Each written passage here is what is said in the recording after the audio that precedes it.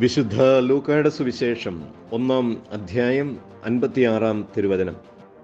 മറിയം അവളോടുകൂടെ 3 മാസത്തോളം താമസിച്ചു, പിന്നെ വീട്ടിലേക്ക് മടങ്ങി. ഈശോയിൽ സ്നേഹം നിറഞ്ഞ സഹോദരങ്ങളെ, പരിശുദ്ധാത്മാവ് നിറഞ്ഞ പരിശുദ്ധ കന്യകാ മറിയം വചനത്തെ ഉദരത്തിൽ വഹിച്ചുകൊണ്ട് 3 മാസം എലിസബത്തിനെ അവളുടെ ഭവനത്തിൽ ചെന്ന് ശുശ്രൂഷിക്കുന്നു.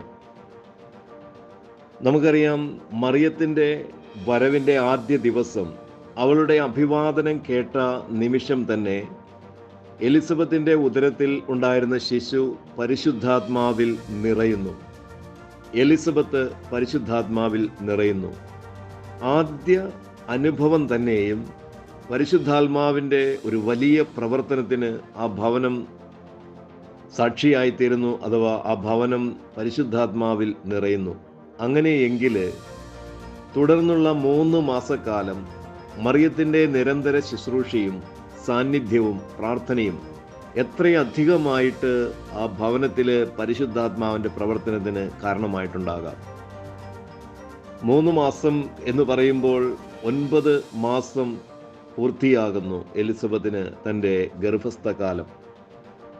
പുത്രൻ്റെ ജനനത്തിന്, സ്നാപകൻ്റെ ജനനത്തിന് തൊട്ടു മുൻപ് തന്നെ മറിയം അവിടെ നിന്ന് പോകുന്നു. കാരണം ഒരു പ്രസവ സമയത്ത് കന്യകമാർ അവിടെ ഉണ്ടായിരിക്കരുത് എന്നതാണ് അവരുടെ രീതി, യഹൂദന്മാരുടെ രീതി. കാരണം അന്ന് പ്രസവത്തോടനുബന്ധിച്ച് അനേകം ആളുകൾ അവിടെ വരും. അവരുടെ മുന്നിൽ നിൽക്കേണ്ടതില്ല എന്നതാണ് ദൈവ തിരുമനസ്.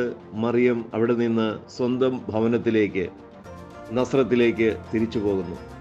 ഈശോയിൽ ഏറെ സ്നേഹം നിറഞ്ഞ സഹോദരങ്ങളെ, നമ്മുടെ എല്ലാം ജീവിതത്തിലേക്ക് ലഭിക്കുന്ന വലിയ ഒരു സന്ദേശം ഇതാണ്. കർത്താവ് നമുക്ക് മക്കളെ തരുമ്പോൾ ഗർഭസ്ഥ കാലത്തിൻ്റെ ആദ്യ നാൾ മുതൽ പരിശുദ്ധ അമ്മയോടുള്ള സ്നേഹവും ഭക്തിയും പ്രാർത്ഥനകളും നമ്മൾ എത്രമാത്രം വർദ്ധിപ്പിക്കുന്നുവോ അത്രയധികമായിട്ട് ഗർഭസ്ഥ ശിശു പരിശുദ്ധാത്മാവിൽ നിറയുകയും ദൈവ തിരുമനസ്സിനനുസരിച്ച് ജീവിക്കാൻ ഉദരത്തിൽ വെച്ച് തന്നെ അഭിഷേകവും ശക്തിയും പ്രാപിക്കുകയും ചെയ്യും. ആ കുടുംബം പരിശുദ്ധാത്മാവിൽ നിറയും. കർത്താവ് തരുന്ന ഇത്ര മഹത്തായ അനുഗ്രഹം ആ കുടുംബത്തിനും കുടുംബാംഗങ്ങൾക്കും സഭയ്ക്കും ലോകത്തിനും മുഴുവൻ അനുഗ്രഹമായി തീരും. ഒരേ ഒരു കാര്യത്താൽ, അത് പരിശുദ്ധ കന്യകാ മറിയത്തിൻ്റെ സാന്നിധ്യം കൊണ്ട്. Have a blessed day to all of U.